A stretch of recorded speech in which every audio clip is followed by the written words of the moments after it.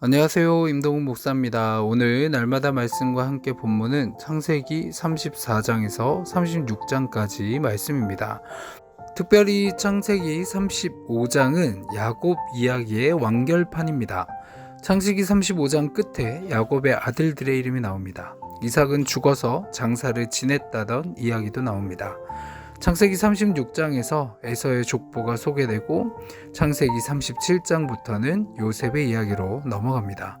물론 요셉 이야기 속에 야곱이 나오긴 하지만 무게중심이 요셉에게로 넘어가는 것이죠. 특히 오늘 본문 말씀은 야곱이 베델로 올라간 내용입니다. 이러지도 저러지도 못하고 있던 야곱에게 하나님이 말씀하십니다. 1절 말씀에 보면 하나님이 야곱에게 이르시되 일어나 베델로 올라가서 거기 거주하며 내가 내 형 에서의 낯을 피하여 도망하던 때에 내게 나타났던 하나님께 거기서 제단을 쌓으라 하신지라 라고 말씀을 하십니다. 아브라함과 이삭, 야곱이 족장인데 하나님께서 족장들 중에 제단으로 쌓으라 라고 명령하신 것은 야곱밖에 없습니다.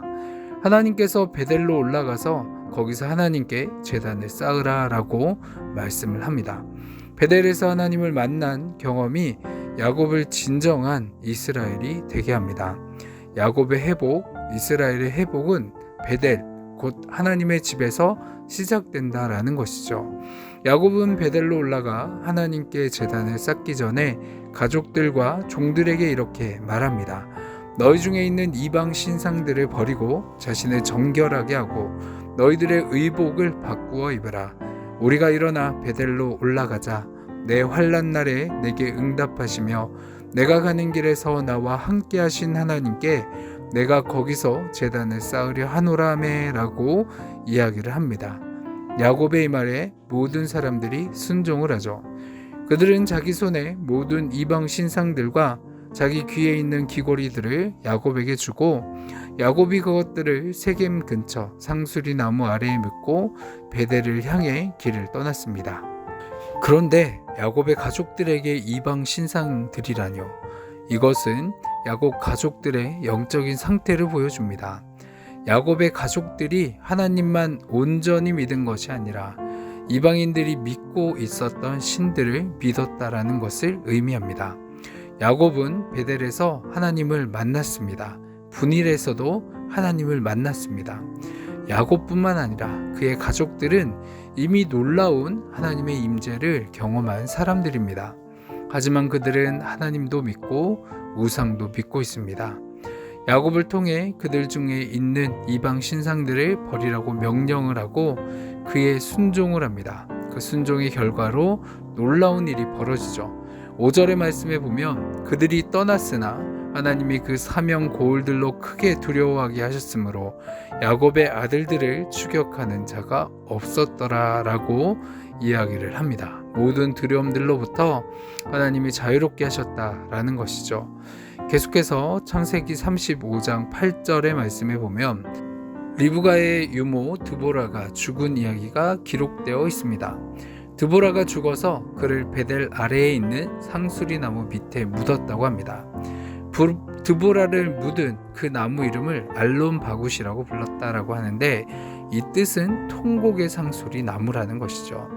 리브가의 유모가 어떤 삶을 살았는지는 우리는 알 수 없지만 그가 얼마나 귀한 사람이었는지 그의 죽음을 통해 알 수 있습니다.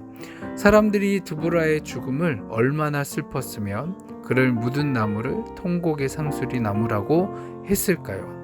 세상을 떠날 때 사람들이 기억하는 내가 진짜 내가 아닐까라는 생각이 듭니다. 장례식장에 와서 너무 안타까운 사람이 너무 일찍 갔다고 안타까워할 수도 있고 냉한 마음으로 와서 잘 갔다라고 말할 수도 있기 때문이죠. 그런 모습을 보면 리브가의 유모의 삶은 참 귀한 삶을 살았구나 라는 생각이 듭니다. 성경의 말씀을 보면 아브라함이나 이삭과 같이 믿음의 조상, 족장들에게만 관심이 있는 것이 아니죠. 평생 누군가의 유모로 살아도 그의 삶이 하나님이 보시기에 아름다웠기에 이렇게 기록한 것을 볼 수 있습니다. 우리의 삶도 이와 같았으면 합니다. 사람들이 아무도 안 알아줘도 아무 상관없이 그저 우리에게 주신 삶을 묵묵히 걸어가며 하나님께 인정받고 하나님이 기억하는 자들이 되는 저와 여러분 되기를 축복합니다. 아멘. 기도하겠습니다. 사랑이 많으신 하나님, 오늘 우리의 더러운 것들을 세상에 묻어버리고 정결하게 그리스도로 새 옷을 입어 하나님 나라의 백성으로서 합당한 삶을 살아가게 하여 주옵소서.